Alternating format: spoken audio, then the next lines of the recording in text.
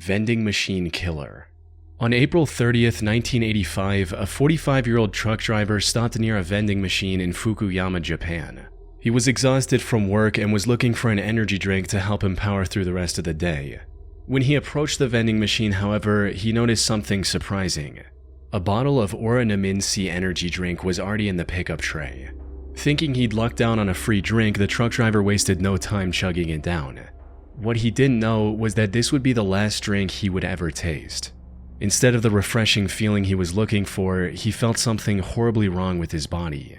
A bitter, burning sensation quickly spread throughout his throat, followed by an intense wave of nausea. It wasn't long before he was lying on the road in excruciating pain. He was rushed to a nearby hospital where doctors discovered a lethal amount of paraquat dichloride in his system. Paraquat is an herbicide that was quite common in Japan at the time. More importantly, it's also highly toxic to humans. When ingested, it can lead to severe nausea, throat inflammation, internal chemical burns, and eventually death. This is also why it's been banned completely from over 70 countries to date.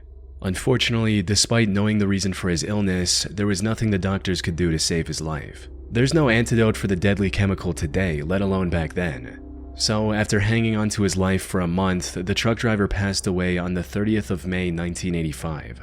At first, investigators assumed that given the nature of his work, he might have accidentally encountered the toxic substance while on duty. However, after reviewing his haul records, they found no trace of this herbicide or anything remotely linked to it. This left them with only one conclusion: the chemical was mixed into the drink he consumed just moments before collapsing in agony. But with no leads or concrete evidence, they couldn't determine whether it was a murder or self-inflicted act, resulting in the case getting shelved for the time being. Now, while this might sound absurd today, you have to understand that paraquat was readily available in the country at the time. You didn't need any prescription or identification to purchase the chemical, leading to over 1,400 people using it as the poison of their choice in 1984 alone. In other words, the possibility of it being self-inflicted was just as high. However, just as the investigators were about to give up on this case completely, they received tragic news. Another person had fallen victim to the same poison after consuming Oranaminsi on the 5th of September. Then another 6 days later, and one more 2 weeks after that. By this point, it was clear that someone was deliberately poisoning vending machine drinks across Japan. This was the work of a deranged serial killer. Unfortunately, this supposed killer was also extremely thorough. He didn't leave any fingerprint or DNA evidence on the drinks he tampered with, and only targeted vending machines with no CCTV cameras nearby. As for why his victims willingly drank the unknowingly poisoned drinks he left behind, that had to do with the buy one get one free promotion Oranaminsi was running around the time to entice younger consumers. However, since some people only wanted the one drink, they often left the second free drink near the vending machine as a gift for the next person. This was common enough that people didn't find the laced drinks suspicious and drank them without a second thought. Sadly, this method was terribly effective.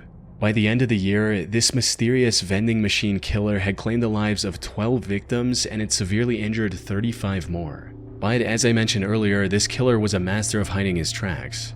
He operated all across western and central Japan, as well as Tokyo, making it near impossible for investigators to pinpoint his location.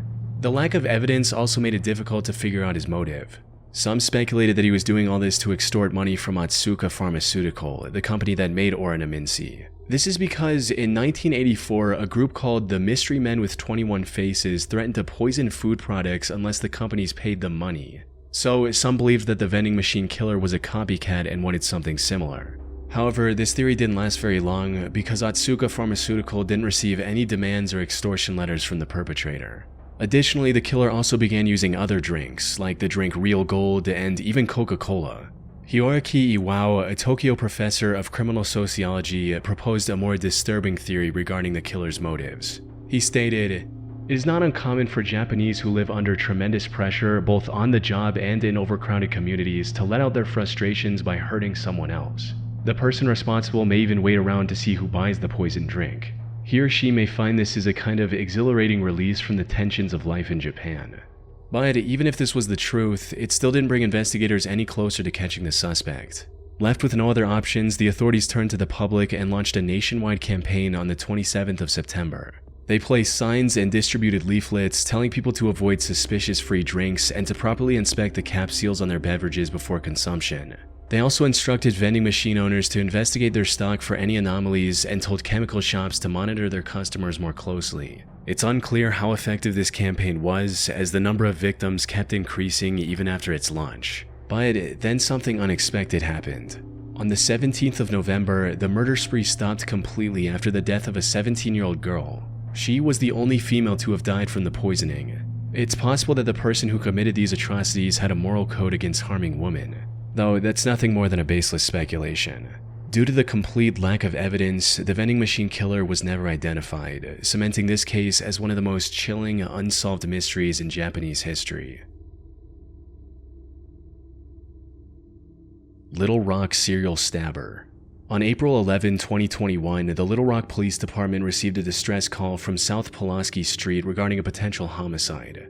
When they arrived at the scene, they found a middle-aged woman lying on the street with stab wounds all over her body. This woman turned out to be 41-year-old Deborah Walker. She was homeless at the time and was living on the streets when this incident happened. She was quickly taken to the hospital where medical staff discovered that she had been stabbed at least 15 times. Despite lying on the street, bleeding for what may have been hours, she miraculously survived and managed to regain consciousness the same day. Investigators also visited her in the hospital to gather any information she could provide about her attacker. Unfortunately, she was attacked somewhere between 1 and 4 a.m. It was still dark outside, and all that she saw was that her attacker was a tall, African-American male with a slender build. Now, in most other similar cases, such limited information would hardly be enough to generate any leads. But in this instance, the description Deborah provided left the investigators in disbelief. That's because her attacker's profile closely matched the perpetrator of another incident that took place about 8 months earlier in the surrounding area. The victim of that incident was 64-year-old Larry Eugene McChristian. He was living in Little Rock with his daughter Sarah, who was on probation at the time. On the 20th of August 2020, he had a medical emergency and was taken to the hospital in an ambulance. He was discharged from the hospital the next morning. However, when the hospital staff tried to contact Sarah so she could pick him up, she wasn't answering her phone. So they gave Larry the information about a nearby homeless shelter and a bus token to get there. Later that day, Sarah came to the hospital looking for her father, only to learn that he'd been discharged hours ago. She then reached out to the homeless facility Larry was told about, but they didn't know anything about his whereabouts either. The only option she had was to file a missing persons report and wait for the police to find Larry. 2 days later, on the 24th of August, Sarah received the call she was waiting for. Tragically, it wasn't the news she had hoped for. According to the official report, the Little Rock Police Department found Larry's body on South Gaines Street at around 2 a.m. They identified him by the hospital discharge papers he had on him. More importantly, he had multiple stab wounds on his body and was unfortunately already dead by the time the police arrived. His death was declared a homicide, and the investigators began looking for clues almost immediately. This proved quite impossible at first, since there were no witnesses and there wasn't anything that could be used as evidence at the crime scene. However, after inspecting the surrounding houses, they had a major breakthrough. The CCTV camera outside a nearby house had captured the suspect walking down the street when suddenly he spots Larry and begins walking towards him. After committing the crime, he tries leaving the area, only to stop, go back, and stab Larry one last time before fleeing. As mentioned earlier, this man matched the profile Deborah gave to the police, leading investigators to believe she was attacked by the same person. While looking into older cases, they also connected the same killer to another murder that happened in the area on September 23, 2020. The victim of this incident was 62-year-old Jeff Welch, another homeless man who was living in an abandoned home. On the morning of that day, Jeff's friend found him on the porch of his house with a stab wound on his neck. By this point, the investigators knew they were dealing with a deranged serial killer. However, just as they uncovered the connection between the three attacks, another tragedy unfolded. On April 12, 2023, a day after the attack on Deborah Walker, another one of his victims was found on the Wright Avenue overpass. The only thing in common with these 4 attacks was that they all involved homeless individuals, and they all happened between 1 and 4 a.m. There seemed to be no clear pattern on how the perpetrator selected his targets. This left the Little Rock community terrified to leave their homes, fearing they might become the next victim of the serial killer on the loose. After realizing the potential danger of this situation, LRPD began spreading awareness about the man who is now being referred to as the Little Rock Slasher. They also turned to the public to ask for any information they could provide on the matter, and even announced a $20,000 reward. We also need your help. If you have seen anything suspicious or have surveillance cameras on your homes or businesses in this area, please contact us at 501. Unfortunately, despite having CCTV footage of the suspect, the Little Rock slasher was never caught. The case remains a mystery to this day. Or at least that's what the official reports say. While researching this case, I came across an Arkansas-based blog called the Snarky Media Report. The authors of this blog did their own investigation into the slasher case, and what they found was shocking to say the least. Put simply, they claim to have found the true identity of the killer after talking to multiple locals and Deborah, who, according to their blog, already knew the identity of her attacker. They also uncovered many details about this supposed killer, including his criminal record, which reveals that he has already served 2 prison terms in Arkansas for felony convictions of domestic violence. Also, his history with drug abuse and how it made him very agitated and violent.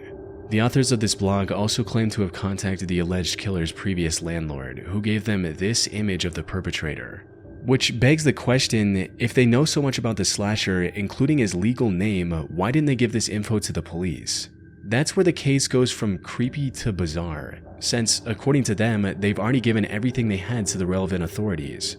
Despite this, the Little Rock police didn't make any progression in catching the serial killer. Snarky Media also published a video of the Little Rock mayor and police chief refusing to answer questions about the case. This seems to hint at something incredibly shady going on behind the scenes. That said, there's no way for me to confirm if the authors of the Snarky Media blog are telling the truth. For all we know, their whole investigation is made up, and this is just some random guy who has nothing to do with the 4 attacks, and it's all a ploy to make the Little Rock Police Department look bad. Most of the information they've gathered seems to check out with what's released publicly by the authorities. The only discrepancy in their investigation is the age of the suspect.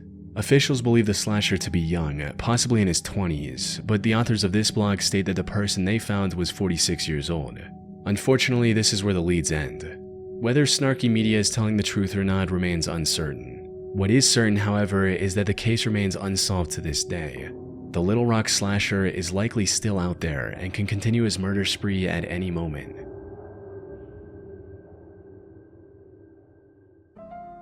Thanks to Trade Coffee for sponsoring this video. I never considered myself much of a coffee person, but recently I found myself getting really into it, though I quickly found out that it can get extremely expensive if you want to get the good stuff. I'm talking like somewhere around $8 for a single cup of coffee at my local shop. I decided to get my own equipment at home, but I still had to buy the actual coffee itself, which sent me down a rabbit hole of trying to find the most quality coffee for an actual fair price. Although, honestly, I didn't even know where to look for this. That's where Trade really helped. They offer a subscription-based, personalized coffee experience that matched me with coffee that best suited my specific preferences. It was super easy to get matched with something I would actually like without much prior coffee know-how. I just made this one I got called Foundation, which was really good. With the weather finally starting to get warmer, I've recently been experimenting with their cold brew coffee. This week I tried the Cold Front blend that was developed especially for cold brew methods, and this one came out nice too. It was really smooth and not too bitter, which I like, and it even had a little bit of sweetness, almost like a nice caramel or chocolate taste. They sent me a Hario cold brewer, which made it really easy to make, and for a limited time, Trade is giving these away for free when you sign up for a cold brew subscription at drinktrade.com/chilling. That's drinktrade.com/chilling to get your free cold brew maker with select cold brew subscriptions. On February 17, 1997, 21-year-old Patrick McNeil went out with his friends. He spent the evening out drinking with his friends in the Dapper Dog Bar in Manhattan. During this time, he likely drank more than he could handle, resulting in him throwing up in the bar's bathroom before leaving in a highly unstable and disoriented state. Patrick was then seen turning left onto 90th Street, heading in the direction of the East River. This was the last time anyone would see Patrick alive. Following this night out, Patrick vanished into thin air. Despite extensive efforts, authorities found no leads or clues to his whereabouts. That is until April 7, 1997, when Patrick's lifeless body was found in the East River 50 days after his disappearance. Duty Sergeant of the NYPD's Special Investigation Division, Kevin Gannon, was called to the scene to assist with the body's recovery and examination. Kevin had been a seasoned detective for years, and by this point there was little that could surprise him. However, the circumstances surrounding Patrick's death disturbed him to his core. The more he looked into it, the more strange the situation became. For instance, Kevin noted that Patrick's body wasn't decomposed enough to have been floating in the river for a week, let alone the past 50 days. He also found burn marks on Patrick's body, hinting at the possibility of him being restrained prior to his death. Kevin knew that something wasn't right. Unfortunately, due to the complete lack of evidence pointing to the contrary, Patrick's death was ruled as an accident. Kevin kept thinking over this feeling for the next year before coming across a case that reinforced his suspicions even further. On February 13, 1998, another body was found in the same stretch of water. This body was later identified as 22-year-old Lawrence R. Andrews, who had gone missing on New Year's Eve after celebrating the event with his friends in Times Square. After getting on the case, it didn't take long for Kevin to notice eerie similarities between the two cases, as both bodies were found within yards of each other. Both of them were also young Caucasian males and were on track to have successful careers. They both disappeared in one of the most crowded cities in the world without any trace as well. Most importantly, Kevin also found similar oddities in both cases, where the bodies were a lot less decomposed than they should have been, and there were burn marks indicating possible restraints before their death. Lawrence's case prompted Kevin to look for other similar cases across the US. He enlisted the help of fellow detective Anthony Duarte and a criminal justice professor Dr. Lee Gilbertson. Together, they began investigating these cases, and soon a chilling pattern began to emerge. In total, they found 45 different instances of young men dying under shockingly similar circumstances as Patrick and Lawrence. Most of them went out for a night of drinking, became more intoxicated than usual, disappeared shortly after, and were later found dead in some body of water. Almost all of them were also Caucasian and on track to have a high-paying career like engineering after college. Most disturbingly, however, they also found graffiti of smiley faces near the bodies of at least a dozen different victims. This led to the three investigators creating the smiley face murder theory. According to this theory, these 45 and possibly many other deaths from the 1990s to 2010s weren't accidents in the slightest. Instead, they were murders committed by a single deranged person or an organized group of serial killers. This is the only logical explanation they could find to justify the many oddities and similarities in these incidents. That said, while this theory makes complete sense to some people, others aren't convinced one bit. Criminal profiler Pat Brown, for instance, called this theory ludicrous. She believes that the idea of connecting smiley faces, one of the most common graffiti symbols, with murders is just absurd, stating, "It's not an unusual symbol.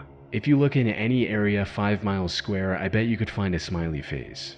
The FBI also completely denied this theory in a statement, reading, "The FBI has reviewed the information about the victims provided by 2 retired police detectives who have dubbed these incidents the smiley face murders and interviewed an individual who provided information to the detectives.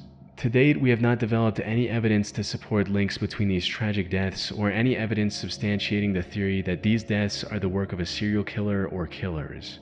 The vast majority of these instances appear to be alcohol-related drownings." However, despite these setbacks, the 3 men have stuck with their theory. They're still working on finding evidence to back their observations. That said, if their hunch is correct, it would mean one of the most wicked serial killers in American history is still at large today. I-70 killer. Robin Fuldauer was a 26-year-old Indiana University graduate who was working at an Indianapolis Payless shoe source store near I-70 in 1992. The 8th of April was supposed to be her day off. However, just as she was getting ready to relax at home, the employee who was supposed to man the counter called in sick. Left with no other options, her manager called Robin and told her to cover the shift instead. Robin wasn't very happy about this emergency shift change, but she reluctantly agreed, arriving at the store at 10 a.m. and starting her shift as usual. Unfortunately, her day was about to get a whole lot worse. Everything seemed normal until 2 p.m. when the manager called the store for a routine check. To her surprise, Robin wasn't picking up the phone. She kept trying for a few minutes before giving up and calling the Speedway gas station neighboring the shoe store. One of the gas station employees, a friend of Robin's, went to the Payless store to see if she was doing okay. However, what she found inside left her confused. The store was in slight disarray and some of the shoes were missing from the shelves. The cash register was also open and there was no money in it. Most concerning of all, there were no signs of Robin anywhere. Her friend called out Robin's name, hoping she was just in the back and would respond.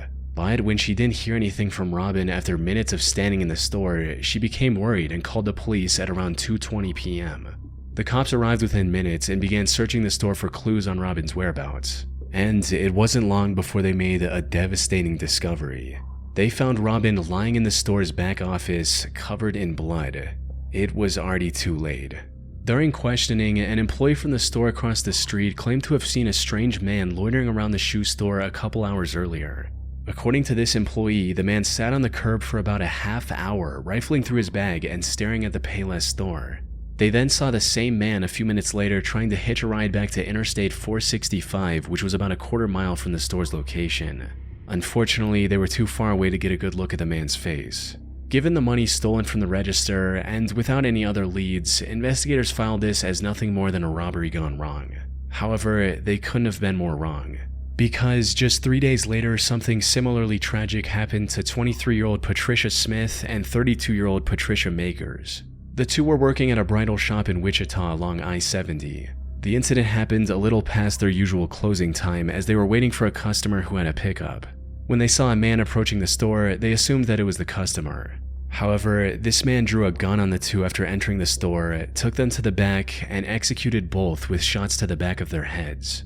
As the killer was leaving the store, he crossed paths with the actual customer the girls were waiting for. Without hesitation, he aimed his gun at the man and ordered him to head to the back of the store. But the customer defied his command and ran, narrowly escaping with his life. He later helped the police draw a sketch of the killer.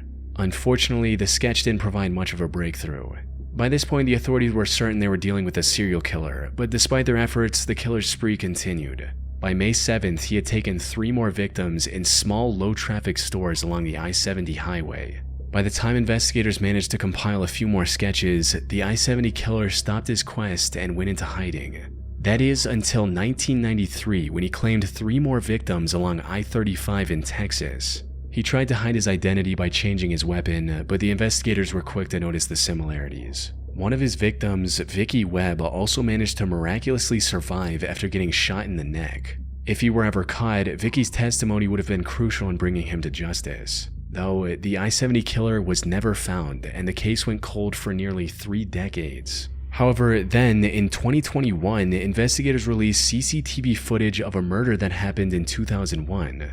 The suspect in this footage looks strikingly similar to the I-70 killer sketches, potentially giving authorities the lead they need to finally catch him. It's likely only a matter of time before he runs out of places to hide and is captured. But for now, he's still out there, evading police and leaving the case unresolved.